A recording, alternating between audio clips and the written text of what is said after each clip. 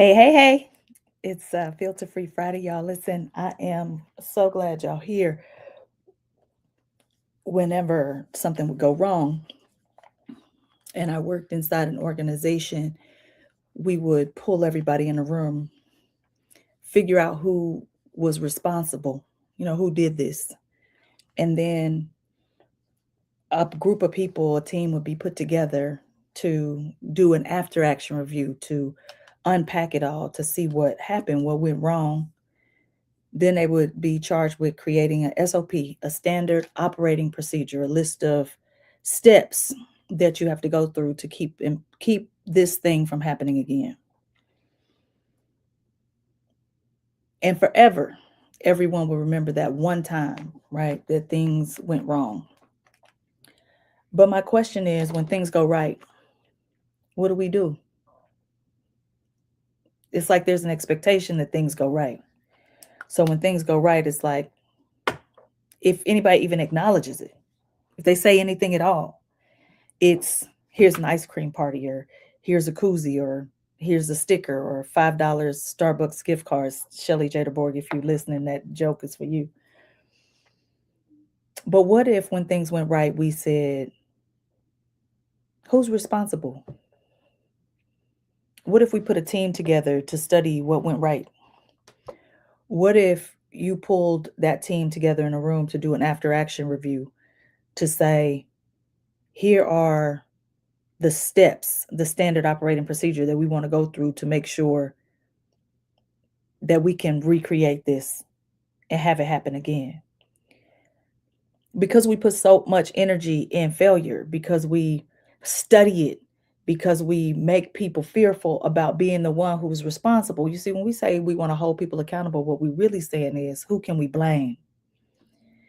But the people who really understand accountability are the ones who understand that it's not helpful to look for somebody to blame. What is helpful is to look for the person who can fix the problem, who can keep the good stuff happening.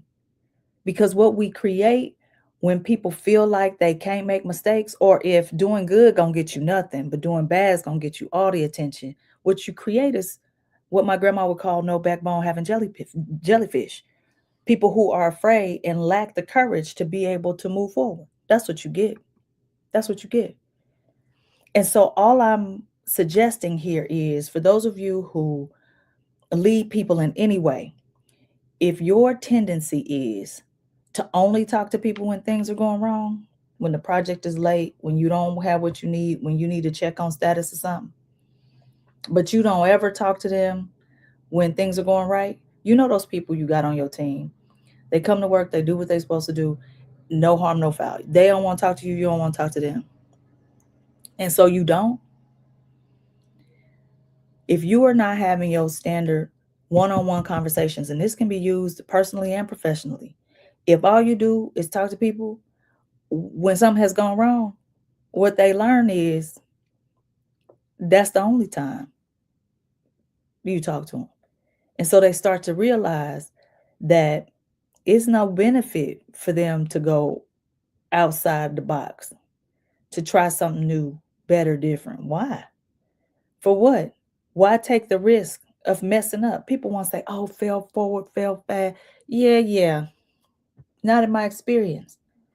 What I'm watching in real time is you mess up, we're going to study that. We're going to put that team together. But when things go well, there ain't no culture of celebration. I sat through a meeting yesterday. This last point, sat through a meeting yesterday, all about how we punish, what we do to ensure that there are consequences.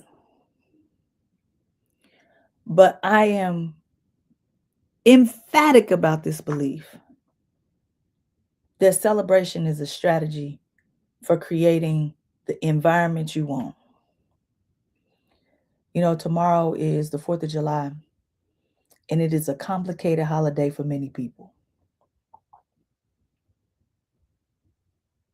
I am a U.S. citizen. It is 250 years that this country has been in existence. Many of the symbols that we use to showcase who we are include the bald eagle, the American flag. These are symbols for me being a U.S. citizen. Because I happen to be Black and because I happen to be female in this country, I have not been able to fully realize by law, by law, all that that citizenship affords me. Those two demographic points determine how long I live, whether I die in childbirth or not, what my wealth category is going to look like, where I'm likely to live, all kinds of things. Are there exceptions to the rule? Yes, but the exceptions prove the rule. Tomorrow, I am going to celebrate, and I am celebrating because what we study matters. Yes, to live here and to love her is to sometimes be frustrated, to recognize what is wrong, but also, why do I stay? Why do I bother to bring up the critical points? You see, because the other side of love is not hatefulness. Criticism is not hatefulness.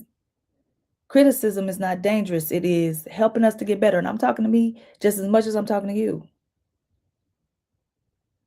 What we should be worried about is dangerous indifference.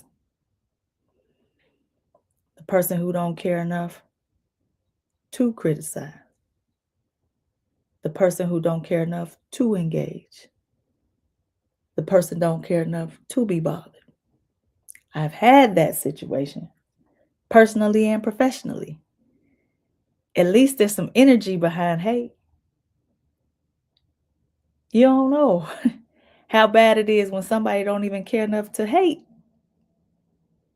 Indifferent. You a non-factor. Dangerous. I wrote a book about it called Dangerous Indifference. And so I want you to think about the 10 to 12 people you work with every day, the 10 to 12 people you say you love in your life.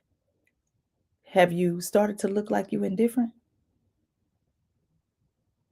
Do you not talk to the people until there's a problem? Because Margaret Heffernan said that life is not about the bricks, it's about the mortar between them. The things that connect us. And it ain't like you can have one big conversation and coast a while, as David White, the poet, said. Life is a series of conversation. You got to grapple. You got to get in there. And I don't like it either. I want to coast. I want to I want to coast. I want things to be easy, simple. You should just understand me. But if you leading teams and you taking this approach, I'm telling you, you're leaking. Your efficiency is suffering. Your team ain't high performing. There's lots of dysfunction. Because what we study matters. And if you look at anything and only see what is wrong with it, if you talk to folk and all you do is talk to them when there's something wrong, and you don't have the mortar between the bricks, the whole structure gonna fall. Whole structure gonna fall. And so I invite you, regardless of if you celebrate tomorrow or not, this is not a judgment. This is just an invitation to you to say, let's look at our entire life. Let's look at all our relationships, our personal relationships, our romantic lives with our children. Let's look at our relationships in our neighborhoods, in our workplaces, and let's look at our relationships institutionally, because these institutions don't uphold themselves. We build them because we are everyday people, not practicing and building our muscle around studying what is working and studying what is not working. You swing this pendulum too far either way, you ain't gonna get the results you want, sugar. One of my favorite poets is Langston Hughes. And he said, I too sing America. And so I am not allowing anybody else to own her symbols. I'm not allowing anybody else to own her symbols. Thank you, Katina, for reminding me that today is Crown Day, child. I gotta take these braids out. My cousin braided my hair, and I thought it was so cute. But it is, it has, yeah. It's been 2 weeks. It's time for it to come down, and I'm about to take this afro out and wear my crown. And I got room to celebrate all of it. There's 7 strategies for high performing teams as I see it. But today I want to elevate celebration, because celebration, celebration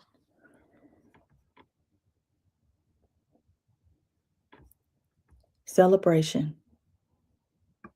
When they say joy is resistance, when they say joy is resistance, what I need you to know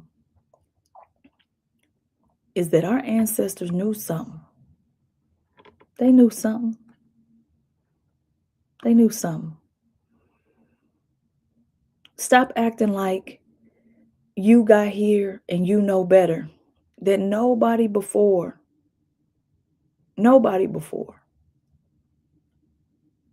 knew better than you.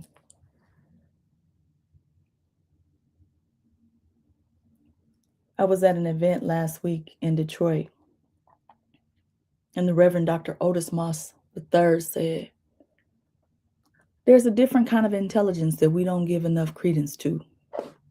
And that intelligence is ancestral intelligence, AI.